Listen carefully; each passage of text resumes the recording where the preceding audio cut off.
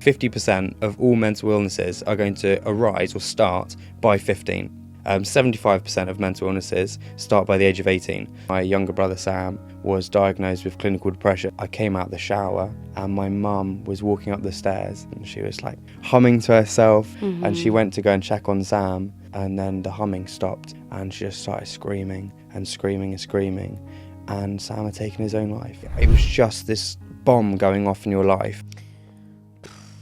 I was living with this intense guilt to the point where I thought I'd essentially killed my brother. If you lose someone, not just to suicide but to anything, you have exactly those feelings of I didn't do enough, I should have done more, all these questions, the what ifs, and you start blaming yourself. And if we teach things in schools and get schools properly sorted in terms of mental health and change the culture in schools, who knows what could have been different. And so I wouldn't be doing this if I didn't think it was fixable. I wouldn't be wasting my energy if I didn't think we could make huge progress here. Hey everyone, and welcome back to another episode of A Millennial Mind. Before we start this episode, I want to put a little trigger warning because this episode is really heavy. We talk about suicide, we talk about grief, and we talk around self-harm too. Our mission with this podcast is to empower you to have the conversations that could really save someone's life. I'm going to put some links in the caption that can help you to have those conversations, and I'd be really grateful if you watch till the end of this podcast so that you can learn as much as I did. Thank you so much for tuning into this podcast. I really, really hope it's helpful for you. Ben. Hello. Welcome to Millennial Mind. Thank you for having me. I've actually been really looking forward to this one, so thanks for having me. I've been really looking forward to it as well because we met at a dinner about a month ago and we were sitting next to each other, and I feel like we're really connected, and I'm going to give kudos to conversation cards, but also just to your personality. So Oh, thank you. Yeah, is that a month ago? Really? I think maybe longer. It feels like a year. Maybe longer. Longer. Was it before Christmas? Yeah. No, it was after Christmas, wasn't it? Oh no, it was before is what? Christmas. Oh no, it was. This is the time of year that it just becomes like all jumbled Maybe together. It was 3 months ago. Sorry. That feels a long. That's been a long form of 4 weeks. It has been a month. Yeah. Sorry, no, it was probably a longer time ago. But for people who don't know who you are, tell me a little bit about yourself. Absolutely. So my name's Ben. I'm a mental health campaigner. That seems really funny to me to say because I never spoke about mental health my whole life. I was never thought that this was what I'd end up doing. And I'm sure we'll get into why I'm now doing this now. But I'm a mental health campaigner. I speak to companies, I speak to governments, politicians, I speak to schools, I speak to anyone that will listen to me about mental health, about suicide, about all of these issues, and I basically, my mission in life now is to try and get as many people to talk about this, but also to actually enact those real, tangible, deep changes that we need to see to actually create a culture and a country that really has the prevention in place to stop people from getting to a point of suicide and mental illness, but also a culture that actually we can just have this conversation with our bosses, with our friends, with our family, with our GP, and if need be, a specialist mental health team. And unfortunately, along the way, I found out that not a lot is available, and there are some very, very, very big problems that we need to tackle. And so my mission is basically highlight those problems, get it to the top, talk to prime ministers, lay it on the table, and try and get some change. I love that, and you really are making such a big change. But I want to touch on what you just said when you said you never used to talk about mental health. You don't really know what mental health was. When was the first time you talked about mental health or understood what it was? Yeah. So there was a guy that came in once when I was at school, and he was an external speaker, if everyone's had them. And he comes in and he did his speech about mental health. I think it was a Tuesday afternoon. Everyone's, when you've just had lunch and you're at school and everyone's like falling asleep. And he was in that, and he mentioned mental health. And to be fair to him, great speaker, really, really good. But the following week in the same slot, we had these random people come in and talk about French pantomime. So in my head, in like sort of where mental health fitted in terms of importance was on the same level as French pantomime. That was the first time anyone had really spoken to me about it, and I was probably about 16 years old. Put it to the back of my mind, never sort of looked at it again. And then the next time mental health came into my life was when my younger brother Sam was diagnosed with clinical depression. And my mum, we had dinner. My mum was just like, just thought I'd let you know, Ben. I was on my own with her. She was like, just thought I'd let you know, Sam's been diagnosed with clinical depression. And I just went, okay, what do I need to know that for? You know, he's a bit sad. Go and, you know, go for a run. Go and see your friends. Go and do something that makes you feel happy again. Like, depression just meant absolutely nothing to me. It's like my mum had just been told me that, I don't know, Sam's got a cold, and you're like, well, good for him. Okay, off he goes then. And so that was the second time it came into my life, and obviously, you know, I'd sit here now, and I've just I wish I'd reacted differently to how that conversation went. Why do you wish that? Because, you know, there's me sitting there saying, oh, just deal with it. It's like a cold, not understanding it. Well, 3 months after I was told that Sam had been diagnosed with clinical depression, and I had just shaken it off. It was a Sunday evening in January, and we had dinner together, and my dad went off for work, and I came out the shower, and my mum was walking up the stairs, and bless her, she's such a happy-go-lucky person. She was like humming to herself, and she went to go and check on Sam, and I heard her walk up the stairs, and then the humming stopped, and she just started screaming and screaming and screaming, and Sam had taken his own life. And the reason I regret my choice to, well, not my choice, but my inability to do anything when Sam was diagnosed was, you know, what actually happened 3 months prior to this was my mum had told me that Sam had been diagnosed with a fatal illness that in 3 months' time was going to claim his life. And I reacted like he'd been diagnosed with a cold. And I look back now and I'm like, how sad that I didn't give the attention and the drama that situation needed. And look, I've spent a long time working on myself and my own mindset and understanding this. And I know now that it was not my fault that I didn't know what depression was and I didn't react in the right way. But my anger and my frustration then gets completely driven towards why on earth was I at 17 years old not given the ability and the knowledge to actually have a conversation with Sam. Like, we never spoke about it in those 3 months. I remember picking him up from school once. It must have been early January, and it was a 10-minute drive back home from school, and we both sat there in silence. And I just know there was an atmosphere. Both of us wanted to say something. I wanted to ask if you were okay. He wanted to like start talking about it. I could feel that in the atmosphere, and neither of us could break that barrier and actually have that conversation. And so yeah, Sam died, and that was just, I mean, it was the most awful thing that I could possibly imagine happening. I was only 17. Sam was 15 years old when he died. And that night was just trauma. And I went from this happy-go-lucky kid that grew up in a bit of a bubble and was completely innocent one moment to someone that had, you know, we had fire brigade in our house, we had an air ambulance, we had everything just descend. And in that one moment, my childhood was just taken away from me. I couldn't be this innocent child anymore. I had responsibility in that moment. I had to do CPR, I had to help, I had to do stuff. And then from that moment on, like, my bubble, the world that was so soft and cuddly and fun, you know, it wasn't the same anymore. It was like this bubble had been burst, and suddenly I'd been exposed to sadness like I'd never experienced before, and trauma and just absolute distress bottled. It was just a blur of months after that. And even now, I mean, it's taken me six years to get to a point where I've been treated for the trauma of just that. Honestly, just 20 minutes of what that was like.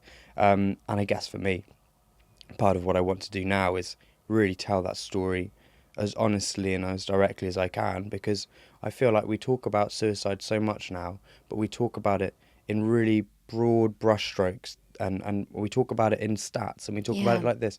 You know, I've been there, and I was, you know, I had 999 on the floor, calling the emergency services, them talking me through CPR. I had my brother in my arms that we had to, and then, doing CPR. We had my mum hyperventilating, going into shock that I had to try and help. Like, that's the reality. And then it was just this bomb going off in your life.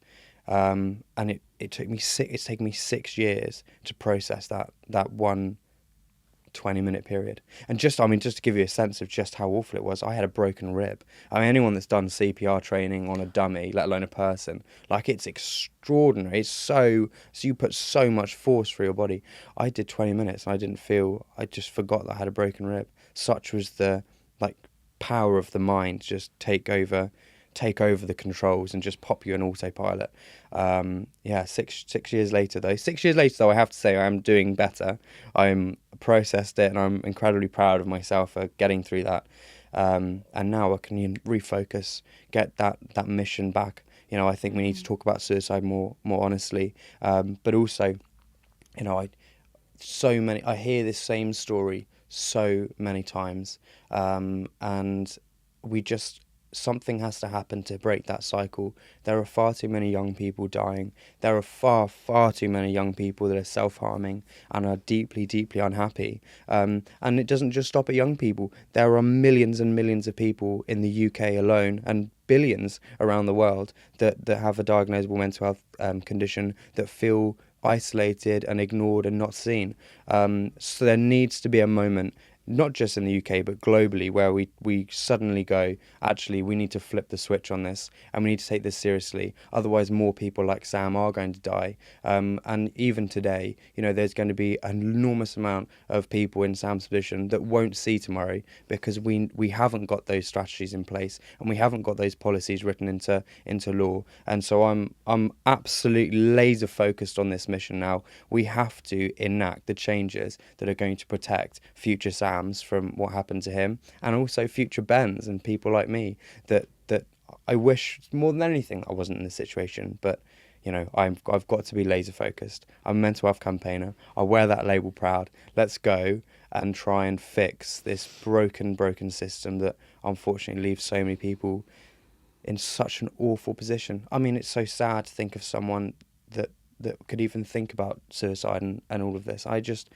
My heart goes out to those people, and for them to feel ignored and forgotten by society just can't be allowed to happen. It just can't. They're incredible individuals, and they don't have the energy to speak up for themselves. So if we can collectively as a society sort of get around them and push their voice and their message and stick up for them, then we can really drive change here. And I'm an engineer, by the way. I end up dropping out of my engineering course, but my brain is an engineer and I'm a fixer. And so I wouldn't be doing this if I didn't think it was fixable. I wouldn't be wasting my energy if I didn't think we could make huge progress here. Yeah. We can use the current policies and the current situations and current things and change them and add things to them in a way that's economically efficient, and we can make enormous amount of change here. And so my engineering mind just goes, we've got to put the energy in, because actually this is a really solvable issue, and solving it means saving so many millions of lives across the world. I was trying really hard to control myself. I'm trying really hard to control myself now. I can't imagine how horrible that moment must have been for you and your family, and I'm so sorry. Oh God, I'm so sorry. I told you, I was like, I'm either going to bawl or I'm going to be able to control myself. Sorry. That's okay. I want to essentially, and please say no if you don't want to go back to that moment, because you said at the start, you blamed yourself for a long time. I think a lot of people whose loved ones have taken their life, am I allowed to say take life? Yep. Okay, because I'm always like conscious of the wording. A lot of people in that position do blame themselves, and they feel really guilty because they feel like they didn't do enough. Yeah, well, I blamed myself. Blame myself to a point where, and I'll give you just the insight of just how much blame I had when something like this happens. And as anyone that's been through this will know, it's an unexpected, unexplained death. So you get an investigation by the police. So, you know, in the days after Sam died, we had the police round, and police were, you know, in our house. One of the last things that I did with Sam was have an argument. The last time I saw him alive was when I was shouting at him as he was leaving the room. I was convinced in the days after that Sam had taken his own life that night off the back of the argument I had with him, to the point where, and this is when your brain's tired and going through grief and all of this, it sort of latches onto things. I felt so guilty in all of this. I was scared of telling anyone because I thought I'd done something illegal, and I thought I was going to be blamed by the police for it. So I was living with this intense guilt, to the point where I thought I'd essentially killed my brother, and I was terrified of telling anyone in case they, you know, the police found out and I was getting investigated for contributing to this. I didn't know what I was doing, and that was the level. And obviously, I sit here now and I want to shake. I want to shake me and go, of course that's not how it works. Like, you don't shout at someone then they go and die. Like, that's not how it works. And, you know, I was his brother. Like, we didn't stop shouting. We had like shout at each other all the time and then made up, and, you know, that's how relationships with siblings work. But yeah, guilt and shame are the worst emotions that we face as human beings. Or not the worst, but the most difficult we face as human beings. And it is absolutely everywhere. You know, you've got lots of work on, right? And you're too tired to do it, so you sit and watch Netflix. What bubbles up? Intense shame, intense guilt, right? That's an awful emotion. If you lose someone, not just to suicide, but to anything, you have exactly those feelings of, I didn't do enough, I should have done more, all these questions, the what ifs, and you start blaming yourself. But actually, you know, you've got to try and this is why it's important to reach out to people and connect with people that have gone through similar things, because they'll hopefully be able to sort of rationalize these thoughts for you. But you've got to imagine, if you were in a normal situation and take all this and take your grief and shame out of it, guilt and shame out of it, how would you interact with someone in a normal way? And really, in life, we're very bad at messaging people back. We're really bad at saying I love you to our family members and our friends enough, right? We do that. It's natural. Just because you've done that doesn't make you a bad person. The only time we should ever feel guilt and shame is if we've done something on purpose to hurt someone. Right, that's the only time we should feel. If no one's hurt and you haven't done it on purpose, then you should get rid of those emotions. Just get rid of the feelings. If you didn't intend to hurt them, then you just should not feel guilt and shame. And that's really easy for me to sit here and say, but actually we need to just reflect on those thoughts and go, did I intentionally do this? In my case, no, I did not. Yeah. Did I intend to hurt him? No. Absolutely no, I did not. So, you know, those feelings of guilt and shame, they're completely misplaced. And that's what people need to start understanding. Because I know, and I speak to a lot of people that are going through grief and that have lost people to suicide. And those feelings, I mean, if I'm being really honest, one of the biggest risk factors for a suicide attempt is losing someone to suicide. It's one of the most likely. It's a massive risk factor. So this level of guilt and shame, you know, we know can kill people. Grief is a fatal. It can be fatal, right? So we need to be able to have conversations about grief and about these things. And I think it's really important that we talk about it now, because actually these emotions are just an exhausted, damaged, injured brain that is limping its way through a difficult situation, and it is capturing and really latching onto these difficult thoughts as a way of trying to understand an irrational situation. You know, with suicide, that's why I tend to tell people that are bereaved by suicide is that you'll never be able to understand it, because you're rationalizing the irrational, and your brain will try so hard to come up with a rational explanation. Yeah. And it's my fault. It's really rational. Yes. But you can't rationalize it. And so the sooner you sort of understand that, you know, you never intended for it to happen, so therefore you can't feel guilty about it, the better. That makes so much sense, because I also think when something bad happens or something good happens, our brain looks to blame something. Yeah. Or it looks to see, okay, well, why did that happen to me, whether good or bad? And I do that all the time. And, you know, one thing you've just said around guilt and shame, it's really hard. And I think forgiveness is very difficult. And I remember at that dinner, when we went round, and one of the questions on the conversation cards was, who would you forgive this year? And one of the guys said, I would like to forgive my dad, but I'd also like to forgive myself. And so many of us, when we think about who to forgive and who we love the most, think of others. And we never say ourselves. Forgiveness and goes hand in hand as well with pride. Yes. I think especially as Brits, right, we find it very, very hard to be actually proud of what we did. And it's like you said, we're looking for external reasons why bad things have happened and external reasons why good things have happened. Forgiveness. Oof. I'll tell you one. I didn't talk about the guilt for years, just because it felt too awful to tell anyone about. You know, even with strangers, you know, how I just kept thinking, oh, you think of me as such a nice person. How am I now meant to tell you, like, this is what I did and this is what I'm feeling? I just couldn't believe how I could be so awful to this person. And you say the word horrible. I think it's human, right? And it got to a point with me where I actually got the courage to sit down with my counsellor, Lucy, who was just an absolutely brilliant person that came into my life completely by chance. And I started, you know, after a few sessions, I got to know her, and then I was like, I really struggle with guilt. I think it's all my fault. If I'm really being honest, I think that's what happened that evening, blah, blah, blah. And she just stopped me and she was just like, bam, bam, bam, you've got to realise it's not your fault. And it was the first time anyone had said that. And I just remember, as soon as you had the external voice going, no, don't be silly, that's not how it works, I just immediately went, oh, of course. And it seems so simple, but it's just having that external authoritative voice that knows what they're talking about being like, no, that's not how it works at all. And my brain, it was just this moment, and I remember it because I came off that call and I think I put on some like music and I was like, this is so good. And I was exhausted, don't get me wrong, from dealing with it all, but I was just like, oh my God, it's not how it works. Of course that's not how it works.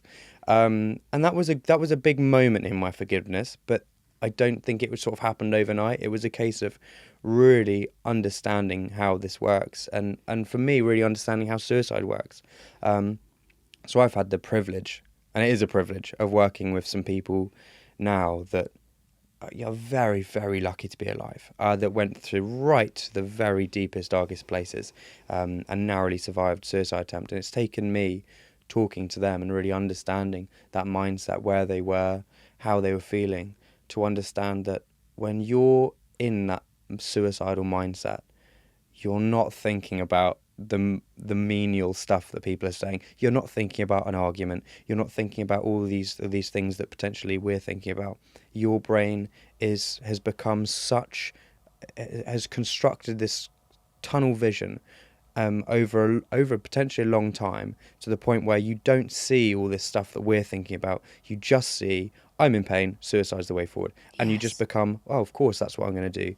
And actually, it's been talking to those people and understanding that side of things, and obviously working with my counsellor, that I've now realised that it's not my fault. Yeah. I did absolutely everything I could as a 17-year-old that was uneducated in all of this to help. I did. Mm-hmm. I did an amazing job. I was 17 and I performed CPR. That's a thing I'm actually really proud of. Like, I just think now, like, for a long time I questioned whether I was loving enough to Sam, and I think now, like, when you strip it back, I did something that was the epitome of love, which is put my entire body into trying to literally beat his heart for him. I mean, that for me is just an incredible honour to have been in that moment. Obviously, that's the last time I saw him. It's the last time I touched him, was actually in this awful situation, yes, but doing this just incredible service. And so for me, it's taken a long, long time to start looking at these situations and going, hell, I did a good job there. Or actually, I was only 17. I was a child. Like, how can anyone expect me to have gone, oh, depression, let's go have a chat, Sam, let's go and do let's talk about it. Like, no one could expect me to do that. I'd never even heard the word depression before. And so, yeah, I've got to the point where slowly over time, building those ideas and believing those ideas, I've built some sort of forgiveness. But also, I think it's about, for me at least, it's been about moving that blame Yeah. and going, it feels like a crime that I wasn't educated until I was 15 on mental health. I mean, and even then it was that French pantomime nonsense, right? It feels so unjust that there is not the education on this.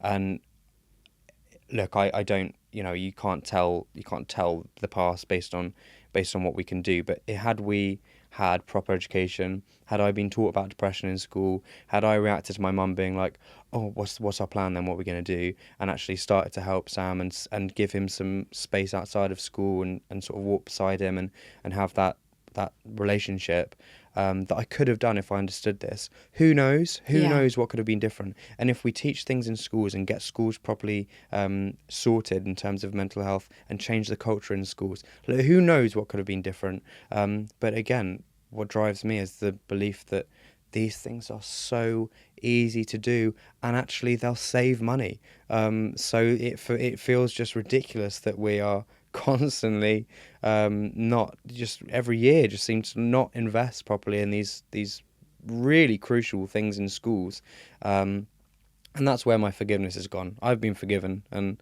certain other people haven't.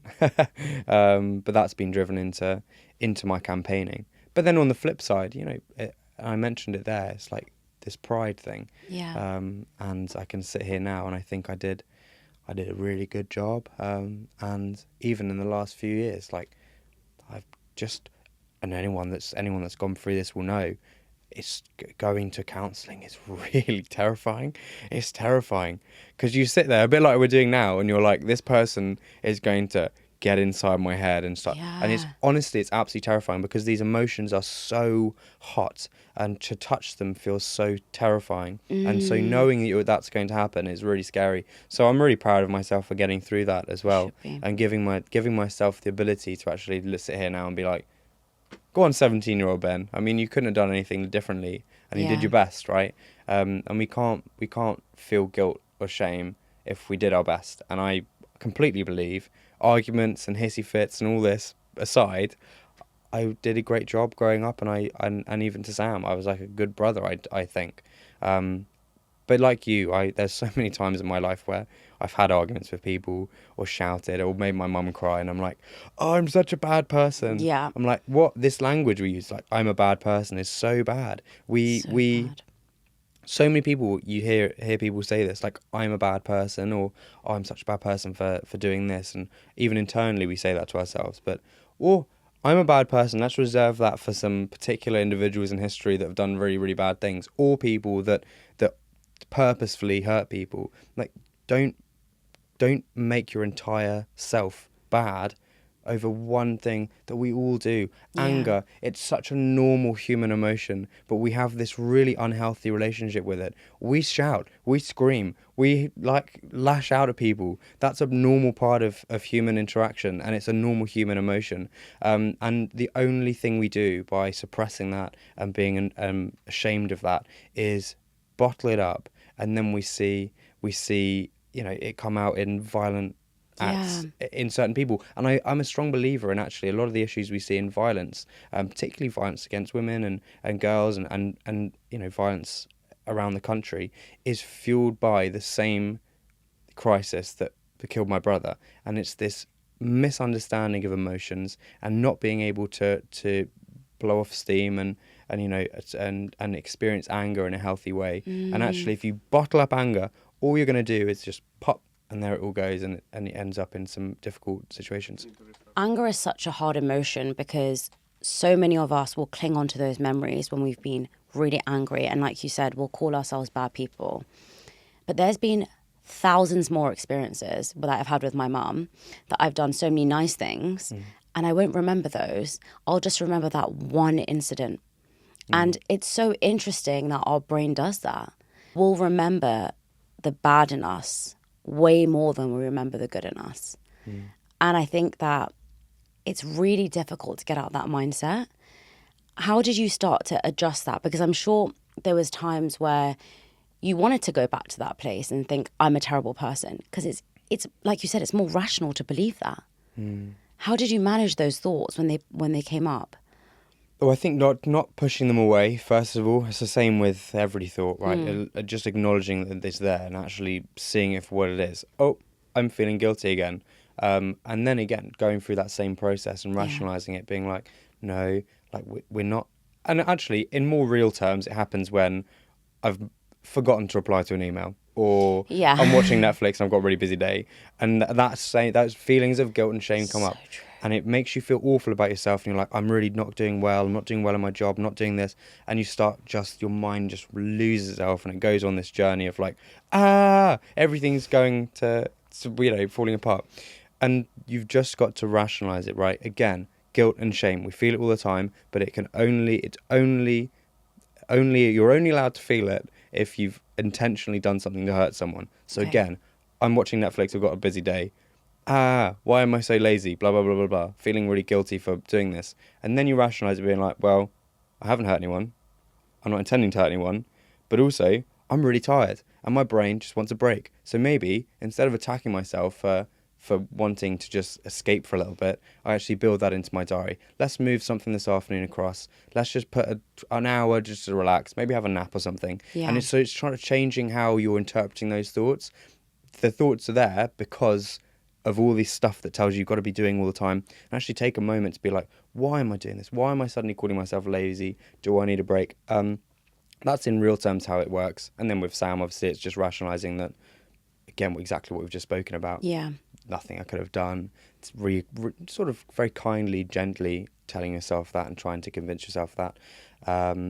But it's interesting, you mentioned this weight that we have. The weight in our mind of negative far exceeds the weight of positive. And I like to, when it comes to my mental health, I like to think of our brains as the brains of our ancestors running around with rocks and bow and arrows, right? In the cavemen. Like, our brain hasn't changed a huge amount since then. A lot of the pathways, a lot of the mechanisms still exist. And if you were fighting for survival every day in a cave, you're not going to care about the positive things. No. They're great, brilliant, but don't really change much about your life. You're going to really care about bad things. And that means, something you've done to someone else, because your constant existential risk is being sent out of the tribe and basically killed for upsetting someone. So you're constantly giving a huge amount of thought to, how am I fitting in with society? How am I fitting in? Am I fitting in okay? Because you're scared of being separated from a group. But also, like, all these little things, all these negative things, something going wrong, a stress, a threat, these are huge in our minds because it taps into the very instinctive survival mechanism on our brain that goes, bad thing, let's give it all of our attention. Good thing, oh, great, brilliant. Yeah. And what we need to do is actually use journaling and stuff like this to actually give that weight back to the positive and start rationalising some of the negative, because we know that in our modern life, it's not an existential crisis every time something bad happens, but we need to actively rationalise those things in our brain and also be really kind. Like, we're living with an old brain. I mean, it's like walking around with an iPhone 1. Like, let's not try and get angry at it all the time. Let's actually be kind, be gentle, and start rationalising those thoughts. And then you can start making progress. And 100%, if you follow all of that, you'll be more productive, you'll be more satisfied, you'll be better friend, you'll be like, it starts to help everywhere. But it starts with just rationalizing and just being kind to yourself. A lot of people that are listening to this are people who have children that are very young, or perhaps are around the age of 11 to 15, or maybe even older. Everything you're saying to me makes sense, but I'm not sure if an 11-year-old or a 15-year-old would feel that they were able to rationalize their thoughts in the same way as perhaps we are as, well, I'm 30, you're 23. I'm very mature for a 23-year-old. How can we help those parents to start having those conversations with their children? Because one thing that parents are afraid of is giving their children so much knowledge that they then start understanding so much around their mental health. And I know that sounds really ridiculous, but often people are scared to have the conversation because they're saying, I don't want to make them aware of something that they're already ignorant about. So why would I tell my child about suicide at the age of 11 and put the thought into their minds? It's such a good question, because this really gets to the crux of the issue, right? Especially around suicide. It's first of all a really brutal, really sad, really bad thing that happens, okay? And Yeah. having that conversation is going to be scary, because it's just like, oh, this is an awful thing that happens. The same with self-harm. I mean, Yeah. how do we even broach that with a child that actually doesn't understand it? So the research says that you will never give people ideas of suicide by talking about it to them. And in fact, it's overwhelmingly the other way, that actually by talking about it, you can create a healthy relationship and a healthy dialogue about emotions, and actually reduce the likelihood of someone going to that place, particularly going to that place without telling people. So actually, the evidence is, have the conversation. Don't worry at all about planting ideas. It absolutely doesn't do anything bad. All it does, or overwhelmingly what it does, is actually create a really good dialogue about emotions. But I understand that is terrifying as a parent, because you want to protect your child from all these things. And so it can be really, really difficult to understand the need to have these conversations. But I will say, like, I've worked with psychologists and clinical professionals, and my question to them is always like, what's the age range? What's the sort of age range of people you see? And it's gone as low as 3. I mean, No. yeah. There's been people I've spoken to that have said, they've dealt with 3-year-olds that have these complex issues. 3. And so I'm in a position. I will do a lot of work with Department of Education and schools, and the feedback usually is, oh, we sort of do mental health stuff, but we leave it for like sixth form when they can understand emotions, and that's great. But we know statistically 50% of all mental illnesses are going to arise or start by 15.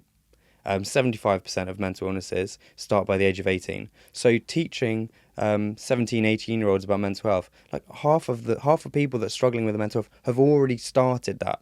So it feels far, far too late. For me, it's not about just forcing these conversations into lower and lower age categories, but actually starting to understand, how do we change the language to give 5-year-olds, 3-year-olds emotional intelligence, starting to talk about emotions in a different way. Yes. Start taking the sort of positive and negatives out of emotions. Anger, it's not bad, right? Is a great start. Let's stop calling anger a bad thing, because all we're telling people is that they should avoid being angry. Yes. We can't avoid being angry. We shouldn't bottle up any emotion. And actually start teaching people that if you're angry, be angry, but in a safe way. Go and scream into a pillow, all right? Go and whack a ball as hard as you can to the back of a net, right? These are some of the things I do to help it. And so for me, it's about trying and change that language and teach people what emotions are before we get there. And with suicide, in a way that's appropriate and not brutal, and not that's going to harm them or make them disturbed. But we've got to talk about the fact that some people feel as an intense enough emotion that they don't want to be here anymore, or that they end up hurting themselves, right? We know that that's not going to make people do it. Yes. All that will do is have a difficult conversation which goes, oh, I'm in this situation now and I feel like this. That's something I've been told before. That feels like a safe subject to talk about now. Like, anything we don't say because we think it's too much to say, all it does is, that's what creates taboo, right? We've seen exactly the same thing happen with sex education. Yes. Like, it's such a taboo in this country, and parents, rightly, really difficult conversation to have, because you don't know what the age limit is. Do we talk about sex? That's a bit weird. All it does is create adults that really find it difficult opening up about sexual health and sex and all of this stuff, and it's just an awkward thing that people don't talk about. And so if we want to create especially health change, we need to try and strip that taboo. And it takes bravery from parents, because it's really difficult to get the words right. There's a lot of great resources online about talking to young children about emotions, and I'd have a read and try and make yourself comfortable. But also, if you're a parent out there and you do want to have this conversation with a child, like, you haven't received this education either. You know, you've been served a misjustice by not being given this education. So I think the first step really is go out there and try and learn what you can about your own feelings. Try and change your perspective of anger and guilt and shame and all these, and sadness and cry. Like, try and challenge your own way of thinking. And then if you can understand it, you'll probably be able to tell a child in a way that's sensitive and in a way that's educational and helpful for them. And we all need to, I think we all have a responsibility to go out because of this misjustice of not being educated, and go and really challenge our own thoughts and our own thinking behind emotions. Because if we go out there on the street now and start asking people questions about anger and about crying and about tears and about all this, there's a huge amount of misinformation and a wrong mindset when it comes to certain emotions. And I think we should be challenging that, and 100% talking to children their whole life. In some way, in an age-appropriate way, we should be talking about mental health from the first day they step foot in the classroom, because it's so important. And I think actually, your schools are there. This is my policy hat on now, rather than parents. Schools are there to prepare child for adulthood. Correct. And if we don't equip them throughout all of that process with the ability to understand their own emotions, they are not prepared for adulthood at all. No. And that's why we see so many social issues and so much of mental health issues present themselves in adulthood when they get into that unsafe world, because they've never been taught any of this. I think it's just so sad that we've not done that.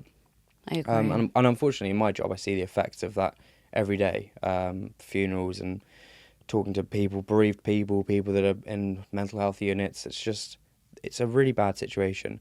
But we change all of that by having difficult conversations early, and giving children the language to talk about difficult emotions. So it's not embarrassed that you're feeling sad, or embarrassed you're feeling angry, or embarrassed you're feeling shamed. It's actually like, oh, this is what I'm feeling.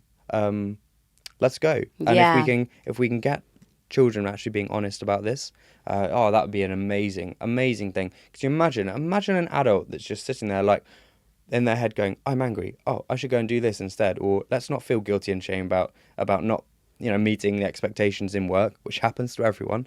And instead of internalizing it, going, oh, I didn't hurt anyone, so I can't feel guilty about this. I'm gonna rationally think about what I'm gonna change to improve next time. So but I'm true. not gonna pin it on my identity and lead to the phrase that I absolutely hate, which is, I'm a bad person. I've not met anyone that's called themselves a bad person yet who's actually a bad person. And we want to try and avoid that. And we avoid that by understanding where those thoughts come from. So true. I cannot understand why in school we're told to memorize the periodic table, do our times tables, and do other irrelevant equations that we do not need later on in our life, but we are not taught about mental health and financial literacy. Like, why are we not taught about those things? Because I think a lot of mental health problems also come from people when they're older about finance and money. And we're not taught about those things. It's huge stress. It's a massive stress, and it causes people the most amount of anxiety because they have no idea how to manage their money. They haven't been taught about tax, and then they're put in a position where they're like, why was I not taught this? I know. And who teaches us about tax? I have no clue. I know. And the other thing was, it's really interesting that you said we should be able to say, I'm angry. If you think about when you're in an argument with someone, and if you respond to how your emotion, let's just talk about me. When I'm in an argument with someone, I'll shout at them because I'm angry. But there has been a point where I've said, I'm really angry, actually. And that person has responded by saying, I'm so sorry. Why are you angry? And when I've been able to explain why I'm angry, I do not shout. But because sometimes I feel embarrassed to say I'm angry, my natural reaction is to just shout. And it's the same by saying I'm hurt. It's like you're embarrassed to say you've hurt me because it's our ego. Like, you've upset me. I've noticed actually before I used to just say, well, you haven't upset me, so I don't care. I don't care about you and you haven't upset me. And I'll say that in like an angry way. But recently I've been saying, you've really hurt me. And I just by saying that simple phrase, and it sounds so stupid and so simple, but we're not told to express how we're actually feeling. We're told to respond and react. And it's such a simple phrase. Just say, I am angry, or I am hurt, or I am feeling insecure. I'm feeling guilty. Because when you're feeling guilty, often you'll lash out by deflecting it. And it's so crazy we're not taught Yeah. these simple sentences in life. Oh, I mean, mic drop moment there. If we could drop these mics and they weren't on stands. I firstly hit the nail on the head with periodic table. I remember learning the quadratic formula in maths. When have I ever used I did, albeit not the whole degree, the 2.5 years of an aerospace engineering degree. I didn't use maybe I didn't do very well at the degree, to be fair. I didn't use Did it. I didn't do the quadratic equation once. Maybe that was why I didn't do so well at it. But I'm like, why are we taught these things? And with tax, I mean, I consider myself quite good at maths, right? I went to engineering. I'm quite good at maths. I've got to phone HMRC tomorrow because I've got absolutely no idea what's going on with my tax. I put my self-assessment in, and I realise the deadline's in like 2 days, and I'm like, do I pay? Do I not pay? I've got this refund that's just come through, but then I'm like, it's just an absolute mess. I don't know what's going on. We shouldn't be setting people up for this and talking about all these amazing initiatives out there that you see from the incredible like money saving people on Instagram that like invest in this ISA because it gives you like tax-free cash when you retire, and you're like, why is no one talking to me about this? What is an ISA? I know. Why was I not told this? Why and then everyone's like, you're so stupid. Do you not have an ISA? And I'm like, yeah, I do. I mean, what? I don't know what you're saying. I missed the ISA lesson. I know. Is it like PSHE? Yeah, that's where it. you had that half an hour block, which for me was just half an hour to sleep with my eyes open. But for me, I'm like, why is not... That's PSHE, which is half an hour's lesson a week. Is that true? I don't know if that still happens. Half an hour. Why can that not be about mental health every single week? Yeah, so this is exactly what's happened is the government... So legally, statutorily, which I can never say, statutorily... Yeah, I can't say that word either. Statutory. Legally, a school has to do half an hour of PSHE a week, right? There's a minimum. Why, can I ask? Just because it's about broadening the curriculum. So you're taught, and PSHE covers sex education, it covers mental health now, it covers a few other things, drugs, internet safety, fire safety, whatever a school wants to do. There are core subjects that they have to teach, and there are some that the school can use the rest of the time to do whatever they want. Mental health was added to PSHE a couple years ago. Right, for every key stage. So right the way through primary school, all the way through to the end of secondary school. However, which is key to what you just said, there is no requirement for them to do any more than mention it once in the curriculum. So you could, if you're a school that potentially doesn't have the resources to do this in a meaningful way, you could do one half an hour lesson in 1 year on mental health, ticking the boxes that they've got on the curriculum, and that's it. That's you legally. You've fulfilled your responsibility to educate on mental health. But also, if we take this issue a little bit further, and this really touched on what I'm doing at the moment, to become a teacher, you don't have to know anything about mental health, right? To train as a teacher, to qualify as a teacher, you've got no requirement to do any training on mental health at all. I mean, mental health's not even mentioned in the actual qualified teacher status standards, which is what lays out what a teacher becomes. And for me, it starts before the classroom. And I think the next step that we need to do from an education point of view is actually change those standards, include mental health in the teacher training standards, give every teacher that's coming into the industry an education on mental health. And when they get injected into a school, they come with that experience, they come with that knowledge, they can intervene in situations where they're worried about a child, they have the language to have those conversations, and then when the head teacher goes, who wants to talk about mental health and lead this class, you've got a teaching group that understands these things. And you don't have someone reading off slides. You can have someone that's coming at this from a place of knowledge. You wouldn't hire a physics teacher that's trained as a biology teacher, right? Or you wouldn't hire a physics teacher that's trained as a French teacher, right? You need them to have that baseline understanding. At the moment, teachers and schools in general don't have a baseline understanding of mental health. And so for me, let's teach people about mental health. Let's have far more than a requirement of half an hour every year. But also, before we do that, we have to make sure that teachers have access to this education. And it just strikes me as bizarre that it's 2023. It's not, it's 2024. Yeah. It strikes me as bizarre that it's 2024 and we don't have teachers that are required to know anything about mental health. When, every year there are 19,000 children between the ages of 13 and 19 hospitalised for self-harm. 19,000. And we compare that with about 1,900 of the same age group hospitalised for anaphylactic shock. Like, that's almost 10 times as many children are hospitalised for self-harm than anaphylactic shock. And we'll take measures in schools to protect against major allergies. We'll train teachers in how to use an EpiPen, but we haven't even taken a step towards training teachers in mental health, giving them the tools and the confidence to approach children and intervene in situations where they're worried about them, and also educate them.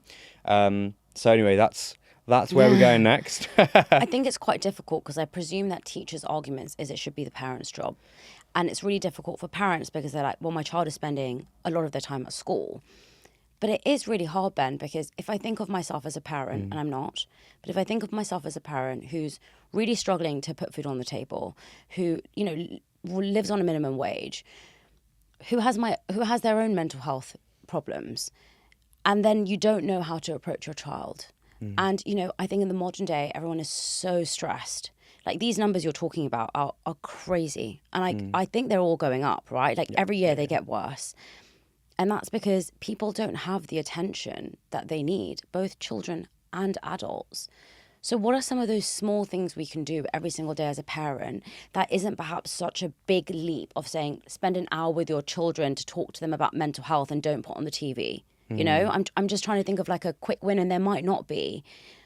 But I want to encourage parents to do just a small thing every week. 100%. I think it's, well, firstly, again, like, before we get into how you deal with your children, it's actually your own knowledge, because that is one of the best things you can do for your children, is make sure that you actually understand these issues, and understand emotions. And then I think it's worth a conversation about this, and I think it's not so much should teachers do it or should parents do it. Like, in a perfect scenario, it both happens, because schools can then act as a catalyst for conversations at home. I love it when I hear from parents, they're like, oh, it's great because my school did a lesson on mental health and my son or daughter came home and they were like, oh, this is what we did today. And then you can then piggyback that and go, oh, what did you think about that? And start having a conversation, about these things. And it's great when that happens. But I think, educate yourself, try and understand these emotions yourself. Try and present these to your children, talk about these things, maybe when they're angry, instead of, and this is hard to do because obviously it's heat of the moment, but instead of getting angry back, sort of stepping back and having a chat with them afterwards about, that's really normal. Yeah. Like, it's really normal. Like, you're young, you're growing up, your brain's rewiring, like, completely. Let's not stigmatise it or get angry back. And that all comes from understanding emotions yourself. And then I would say, and this is a slightly somber note, but I would say really understand the warning signs of when things are bad. Like, we hear it all the time, unfortunately, with suicide especially, is no one saw it coming. And it's even cases that I've seen and talked and been involved in, it's almost impossible to see that this person was struggling until they died. And even self-harm and people that are in really bad situations with their mental health, they can be very, very, very good at masking it so that no one will know. They do, however, let a few things out. And so always, I think, as parents, always be, and not just parents, but anyone in part of society, friends, parents, teachers, colleagues, whatever, really be aware of behaviour changes.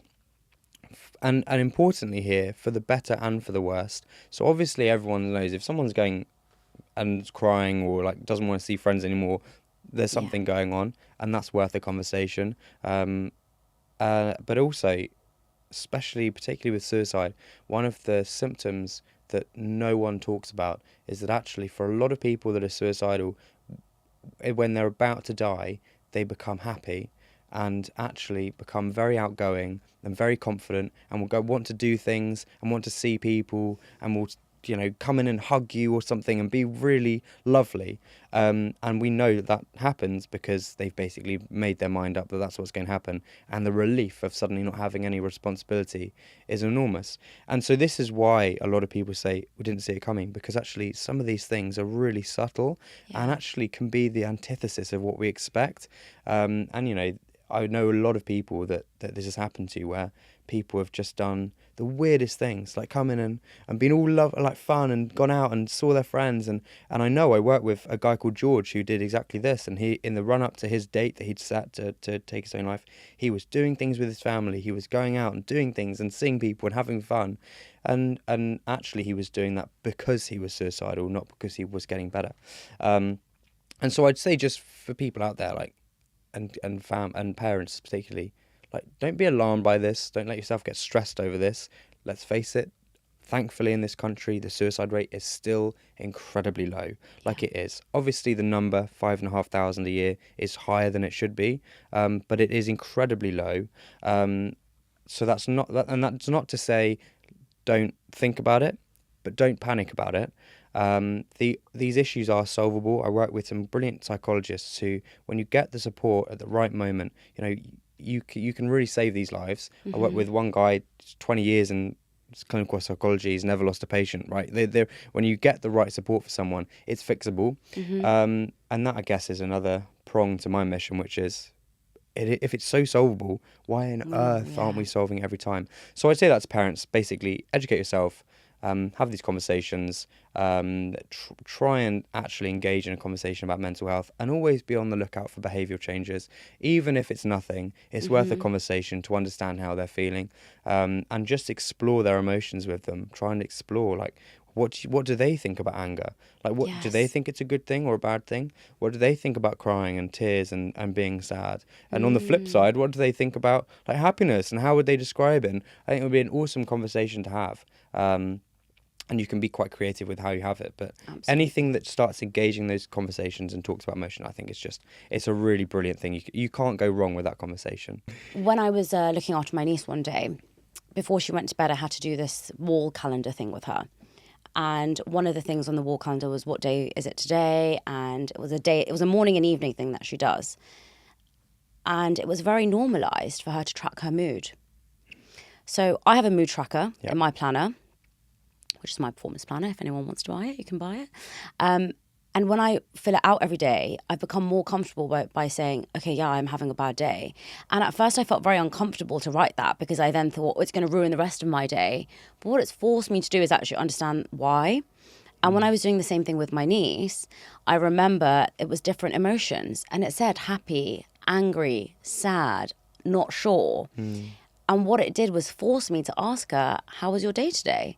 And I said, how are you feeling? And she said, happy. And I said, why? And she told me about the reason why she felt happy. And it's such a simple thing to do. But as an adult, we should have a mood tracker. And as a child, if you incorporate it into like a normal thing like she did, not like a separate thing of how was your day today, how's your mood, but very much asking, oh, what day was it today? What was the weather today? It was small things like that. I can't remember exactly. But it really helps to have that conversation. I remember also listening to a podcast where someone was saying that when you're suicidal, the reason why you do it is because you want the pain to stop, which is true. And you want the pain to stop for you. But what people don't understand is that the pain stops for you, but all you're doing is transferring that pain to the people around you. And that's why I think it's still really hard, because some people really awfully say, and I think this is an awful thing to say, by the way, that suicide is selfish. Because in that moment, that person I don't believe that they are making a choice. I think that they don't know what they're doing. I don't think that they're in a conscious state, in a logical state to say, like, I know what I'm doing. But a lot of people do say that. Have you found that people are still saying that? Oh, yeah. There's a lot of myths occur around suicide. One, you mentioned at the start, this understanding of what we're allowed to say and not allowed to say. The big one that we don't say is committed suicide, because that's the sort of hangover from when it was a crime. Pretty much any other phrase I'm okay with, but it's just that one is just makes it feel like someone's done something wrong, and that's really it. They haven't done anything wrong. Again, it took me a long time to realise that. And it took me working with people that have been in that situation to understand it.